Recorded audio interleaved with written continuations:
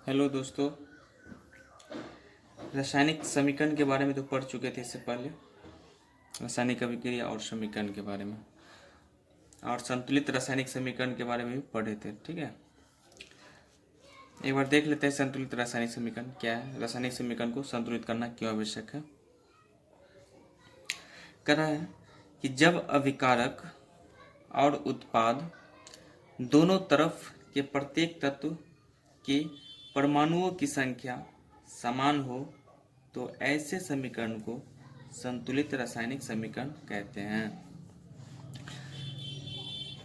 अब संतुलित क्यों किया जाता है, तो इसके लिए आंसर है द्रव्यमान संरक्षण के नियम को संतुष्ट करने के लिए रासायनिक समीकरण को संतुलित किया जाता है।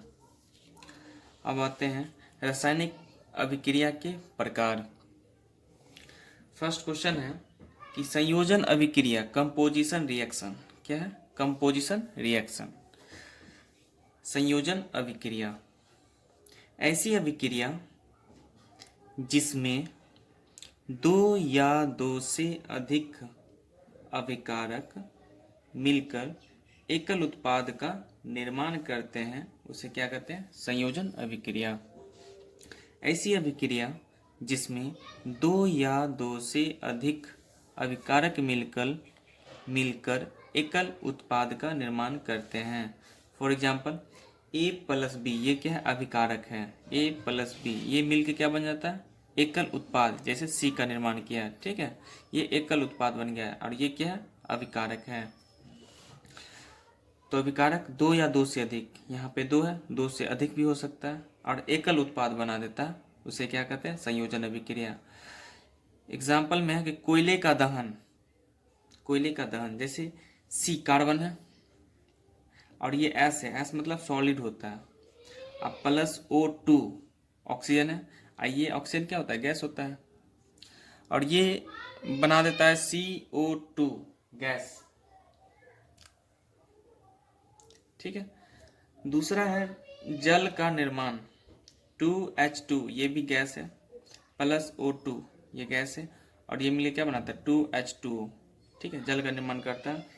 तो ये क्या है, ये अभिकारक है, और ये उत्पाद हो गया, एकल उत्पाद हो गया। ठीक है, अब नेक्स्ट देखते हैं एक N2 प्लस 3H2 ये मिलकर क्या बनाता है, 2NH3 ये गैस है। ये NH3 है ना, ये अमोनिया है, क्या है, इसको अमोनिया के नाम से जानते हैं, NH3 ये अमोनिया, इसको हम नाइट्राइट भी कहते हैं। ठीक है, अब आते हैं अगले क्वेश्चन पे। वियोजन अभिक्रिया या अपघटन अभिक्रिया, जिसको हम डिकम्पोजिशन रिएक्शन भी कहते हैं। इस अभिक्रिया में एक अभिकारक टूटकर दो या दो से अधिक उत्पाद में बदल जाए तो उसे वियोजन अभिक्रिया कहते हैं। जैसे देख लीजिए, ठीक, संयोजन अभिक्रिया का उल्टा है वियोजन, अपघटन हो जाना। ठीक है, यानी टूटकर दो या दो से अधिक उत्पाद में बदल जाए तो उसे क्या कहते हैं, वियोजन अभिक्रिया। फॉर एग्जाम्पल ए ये अभिकारक है, इससे टूट के वियोजन होके क्या बनता है, बी प्लस सी। ठीक है, बी प्लस सी। एग्जाम्पल में देख लेते हैं CaCO3 ये सॉलिड है, इससे क्या बनता है, CaO। ठीक है, बुझा हुआ चूना है, CaO ये सॉलिड के रूप में है। ठीक है, प्लस CO2 कार्बन डाइऑक्साइड है, ये गैस है। नेक्स्ट देख लेते हैं 2FeSO4 फेरस सल्फेट ये सॉलिड के रूप में है। ठीक है, इससे क्या निर्माण करता है, देखिए यहाँ से टूट रहा ना, यहाँ पे टूट के उत्पाद में बदल जाता है। ठीक है, तो इसी को हम वियोजन अभिक्रिया करते हैं। और ये क्या है, एक अभिकारक है, यहीं से टूटा है। ठीक है, दो या दो से अधिक उत्पाद में बदल जाए तो उसे क्या कहते हैं, वियोजन अभिक्रिया। तो यहाँ फेरस सल्फेट को Fe2O3 ये सॉलिड के रूप में, प्लस SO2 अब प्लस SO3 ये गैस के रूप में है। तो FeO3 ये क्या होगा, फेरिक ऑक्साइड हो गया, और ये SO2 सल्फर डाइऑक्साइड हो गया। SO3 ये गैस है, सल्फर ट्राई ऑक्साइड। ठीक है, नेक्स्ट आते हैं 2H2O ये इससे मिलकर क्या बनता है, H2 प्लस O2। अब यहाँ देख लेते हैं सॉलिड नोट में, ये सॉलिड है, सॉलिड ठोस रूप में होता है, और लिक्विड द्रव रूप में, और ये गैस है, गैस भी गैस के रूप में हो गया, ये एक्वस ये जलीय विलयन के रूप में हो गया। अब आते हैं नेक्स्ट क्वेश्चन पे। वियोजन अभिक्रिया के भी टाइप होते हैं, उसके बारे में देख लेते हैं। वियोजन अभिक्रिया के प्रकार।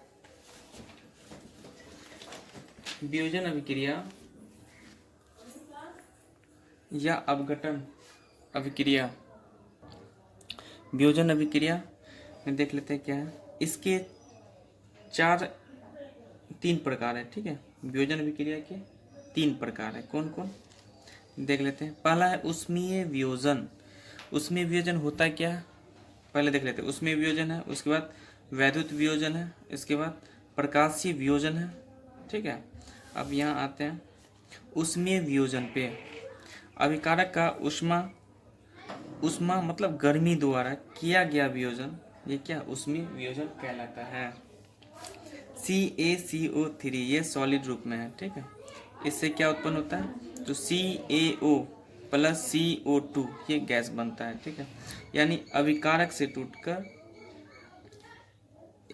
अलग अलग करके या 2 से अधिक उत्पाद का निर्माण करता है, इसे क्या कहते हैं, वियोजन अभिक्रिया।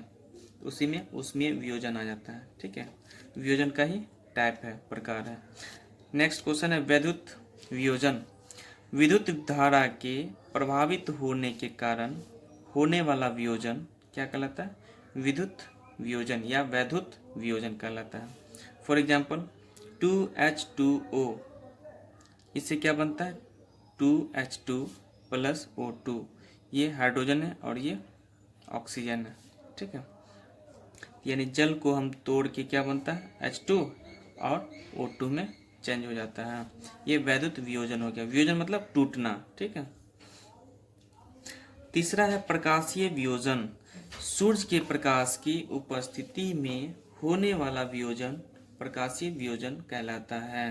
सूर्य के प्रकाश की उपस्थिति में होने वाला वियोजन प्रकाशीय वियोजन कहलाता है, ठीक है।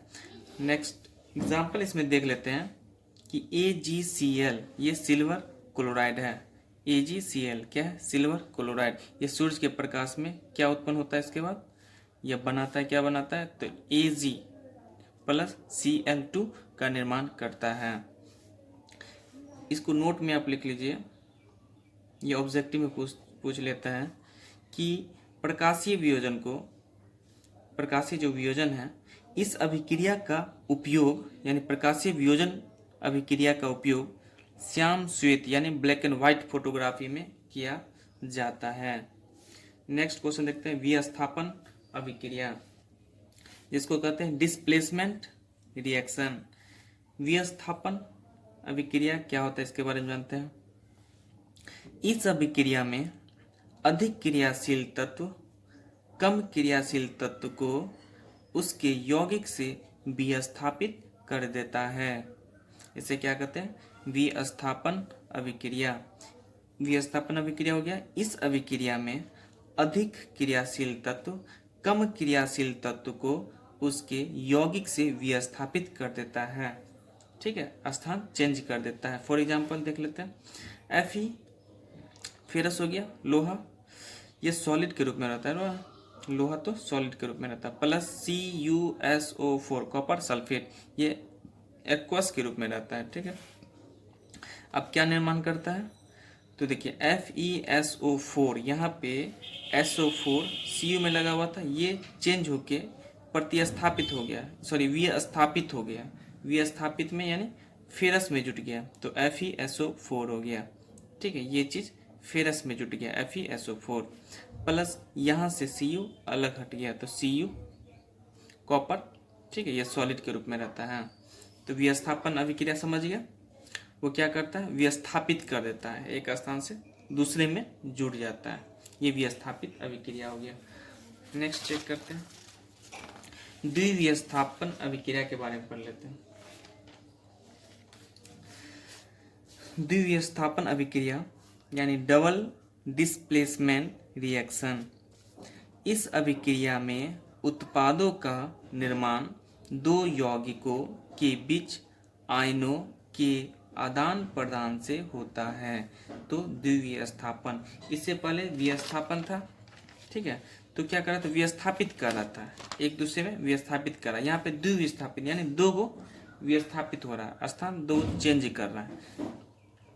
जैसे देख लेते हैं कि Na2SO4 सोडियम सल्फेट है, ये एक्वस के रूप में होता है, ठीक है, प्लस BaCl2 ये भी एक्वस के रूप में रहता है। बेरियम क्लोराइड इससे क्या निर्माण करता है, BaSO4, यहाँ देखिए Ba यहाँ पे है, SO4 यहाँ पे है, तो बेरियम सल्फेट का यहाँ पे निर्माण किया, ठीक है। तो एक चेंज ये हो गया। नेक्स्ट देख ले, अब यहाँ पे Cl है और यहाँ पे Na है ना, तो यहाँ पे NaCl का निर्माण किया, दो विस्थापित हो गया, जैसे सोडियम क्लोराइड बन गया। अब एक देख लेते हैं, नोट में लिख लेते हैं क्योंकि ये ऑब्जेक्टिव में पूछता है कि barium sulphate BaSO4, barium sulphate का सूत्र होता है BaSO4 के सफेद अविलेय अवक्षेप का निर्माण होता है। For example Ba2 plus SO4, इससे क्या बनता है, BaSO4 का निर्माण करता है, ठीक है। नेक्स्ट क्वेश्चन देखते हैं, उपचयन या अपचयन, उपचयन या अपचयन। इसमें उपचयन के बारे में देख लेते हैं।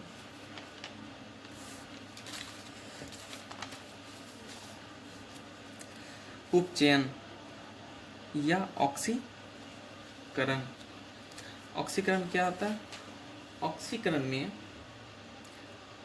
ऑक्सीजन की वृद्धि हो जाना ऑक्सीकरण कहलाता है। डायरेक्ट हम ये भी लिख सकते हैं उपचयन या ऑक्सीकरण, उपचयन को ही ऑक्सीकरण कहते हैं, ठीक है। तो ऑक्सीकरण से समझना है कि पदार्थ में ऑक्सीजन की वृद्धि होना, पदार्थ में ऑक्सीजन की वृद्धि या हाइड्रोजन का ह्रास होना यानी कमी होना क्या कहलाता है, ऑक्सीकरण या उपचयन कहलाता है, ठीक है। जैसे फॉर एग्जांपल देख लेते हैं, कार्बन है अब प्लस O2 है, ठीक है, इससे क्या मिलता है, CO2। यहाँ पे देख लेते हैं कि CO2 यानी ऑक्सीजन का क्या हो गया, वृद्धि हो गया कि नहीं, तो ये उपचयन हो गया यानी ऑक्सीकरण हो गया। यहाँ पे देख लेते हैं Cu है प्लस H2 है, ये मिलकर क्या बनता है CuO प्लस H2। यहाँ पे देखते हैं कि ऑक्सीजन का क्या हो गया, वृद्धि हो गया ना, यहाँ पे Cu है, यहाँ पे ऑक्सीजन का वृद्धि हो गया, ठीक है। तो ऑक्सीजन का जब भी वृद्धि हुआ तो क्या बन गया, ये ऑक्सीकरण हो गया, जिसको हम उपचयन के भी नाम से जानते हैं, ऑक्सीडेशन, ठीक है। नेक्स्ट क्वेश्चन है अपचयन, क्या है अपचयन या अवकरण। अवकरण मतलब क्या, ऑक्सीजन का कमी हो जाना, अवकरण मतलब ऑक्सीजन का कमी हो जाना, और ऑक्सीकरण का मतलब है ऑक्सीजन का वृद्धि हो जाना, ऑक्सीकरण का वृद्धि हो जाना, ठीक है। अपचयन या अवकरण, यहाँ पे रिडक्शन, रिडक्शन मतलब रिड्यूज होना, रिड्यूज मतलब कमी हो जाना, ठीक है। जैसे पदार्थ में ऑक्सीजन का ह्रास होना क्या कहलाता है, अवकरण कहलाता है या अपचयन, ठीक है, रिडक्शन। या हाइड्रोजन की वृद्धि होना अपचयन कहलाता है। यहाँ पे देखिए एक चीज याद करने का थोड़ा ठीक है, जान जाइए कि उपचयन जो है और ऑक्सीकरण, ये पदार्थ में ऑक्सीजन का वृद्धि होता है और हाइड्रोजन का ह्रास होना उपचयन कहलाता है, ठीक इसी का उल्टा है अपचयन, ठीक है। इसमें क्या होता है कि पदार्थ में ऑक्सीजन का ह्रास होना या हाइड्रोजन की वृद्धि होना अपचयन कहलाता है। यहाँ पे उदाहरण देख लेते हैं कि CuO प्लस H2 ये मिलके क्या बनता है, Cu प्लस H2O। अब यहाँ देखिए कि O जो है ऑक्सीजन, यहाँ से देखिए ह्रास हो रहा है ना, तो ये अपचयन हो गया, क्या हो गया अपचयन। यहाँ पे ऑक्सीजन क्या ह्रास हुआ यानी कमी हुआ, तो ये अपचयन हो गया, ठीक है। अब रेडॉक्स के बारे में जान लेते हैं। रेडॉक्स क्या है कि उपचयन, इससे पहले पढ़े थे उपचयन और अपचयन, ये दोनों क्रिया एक ही में होता है ना, तो रेडॉक्स कहलाता है, ठीक है। जैसे रेडॉक्स अभिक्रिया के बारे में जान लेते हैं कि वह पदार्थ जिसमें उपचयन और अपचयन दोनों साथ साथ होता है, दोनों साथ साथ होता है, उसे क्या कहते हैं, यानी दोनों साथ साथ अभिक्रिया होता है, उसे क्या कहते हैं, उसे रेडॉक्स अभिक्रिया कहते हैं। जैसे एग्जाम्पल में देख लेते हैं कि Cu प्लस H2O, ये मिलकर क्या बनाता है, CuO प्लस H2। यहाँ पे Cu में ऑक्सीजन का मिल जाना, ये उपचयन कहलाया, और यहाँ पे ऑक्सीजन का कमी हो जाना, ठीक है, ऑक्सीजन का यहाँ पे क्या कमी हो रहा है, तो ये अपचयन, अपचयन यानी कमी हो जाना, उपचयन मतलब ऑक्सीजन का बढ़ जाना, ठीक है। अब आगे आते हैं नेक्स्ट क्वेश्चन पे। अब आते हैं ऊष्मा क्षेपी के बारे में। ऊष्मा क्षेपी अभिक्रिया क्या है देख लेते हैं। ऊष्मा के आधार पर रासायनिक अभिक्रिया के प्रकार, ऊष्मा के आधार पर रासायनिक अभिक्रिया के प्रकार के बारे में जान लेते हैं। यहाँ पे ऊष्मा क्षेपी अभिक्रिया, ये इंपॉर्टेंट क्वेश्चन है, इससे पहले वाले भी जो क्वेश्चन था संतुलित अभिक्रिया और संयोजन अभिक्रिया, ये सब पूछता है एग्जाम में, ठीक है। तब ऊष्मा क्षेपी अभिक्रिया, इसको एक्सोथर्मिक रिएक्शन कहते हैं, ठीक है। वह अभिक्रिया जिसमें ऊष्मा का उत्सर्जन होता है, उत्सर्जन मतलब निकलना, तो ऊष्मा क्षेपी किसे कहते हैं, तो वह अभिक्रिया जिसमें ऊष्मा का उत्सर्जन होना या होता है, उसे क्या कहते हैं, ऊष्मा क्षेपी अभिक्रिया कहते हैं। तो ऊष्मा क्षेपी यानी ऊष्मा का उत्सर्जन हो जाना, ठीक है, उसे क्या कहते हैं, ऊष्मा क्षेपी अभिक्रिया या एक्सोथर्मिक रिएक्शन भी कहते हैं, ठीक है। एग्जाम्पल में देख लेते हैं कि A प्लस बी, ये क्या बनाता है, C प्लस डी, ठीक है, यहाँ पे क्या निकलता है, ऊष्मा निकलता है। फिर एग्जाम्पल में देखते हैं CaO, ठीक है, प्लस H2O, ये मिलकर क्या बनता है, CaOH2 प्लस ऊष्मा, ठीक है, यहाँ पे क्या निकलता है, ऊष्मा निकलता है, ठीक है।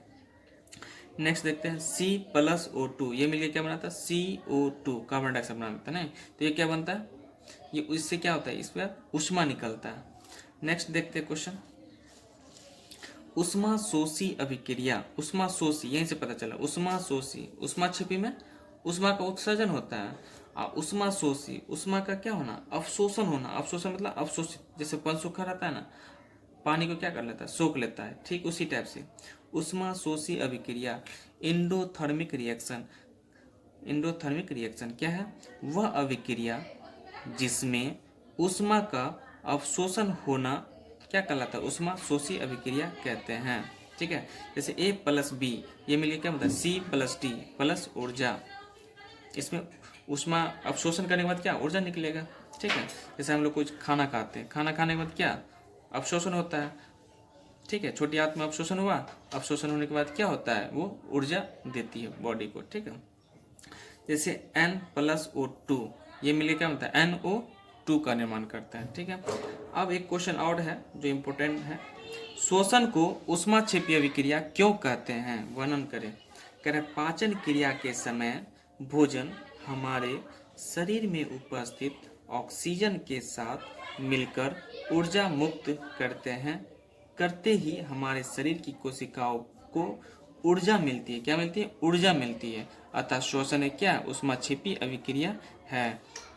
एग्जाम्पल में देख लेते हैं कि C6 plus H12 plus O6 plus 6O, ये मिलकर क्या बनता है, 6CO2 प्लस 6H2O, अब प्लस ऊर्जा क्या मिलती है, ऊर्जा मिलती है, ठीक है। ये चीनी का सूत्र है, ये चीनी का सूत्र भी पूछ देता है एग्जाम में। अब आते हैं नेक्स्ट क्वेश्चन पे, दैनिक जीवन में उपचयन अभिक्रियाओं के प्रभाव क्या है सो देख लेते हैं। तो संक्षारण, संक्षारण क्या है कि जब कोई धातु आर्द्रता या वायु या पानी अम्ल आदि के संपर्क में हो, क्या क्या संपर्क में, आर्द्रता, वायु, पानी, अम्ल, ठीक है, आदि के संपर्क में आता है, तब धातु संक्षारित हो जाता है। उदाहरण में देख लेते हैं, लोहे पर जंग लगना, ये भी क्या संक्षारण है, चांदी पर काली परत, ये भी संक्षारण है, तांबे पर हरी परत, ये भी क्या संक्षारण है। विकृत गंधिता के बारे में जान लेते हैं, ये पूछता है एग्जाम में, ठीक है। जब तेल में बनी हुई खाद्य पदार्थों को लंबे समय तक छोड़ दिया जाता है तो उससे बदबू आने लगती है तथा उसका स्वाद भी खराब हो जाता है। उसे विकृत गंधिता कहते हैं। विकृत गंधिता से बचाने के लिए चिप्स का व्यापारी चिप्स को पैक करते समय चिप्स के पैकेट में नाइट्रोजन गैस भर देता है। यहाँ पे चिप्स का व्यापारी है ना, या ऐसा कोई भी व्यापारी हो सकता है, जैसे मान के चलिए चिप्स का नहीं कुरकुरे का भी हो, ठीक है, तो उसमें ज़्यादा दिन तक रखने के लिए नाइट्रोजन गैस भरा जाता है। जैसे जंक फूड जो भी हो, जंक फूड हो, उस सबको रखने के लिए हम नाइट्रोजन गैस का इस्तेमाल करते हैं। ठीक है, थैंक यू, दैट्स ऑल।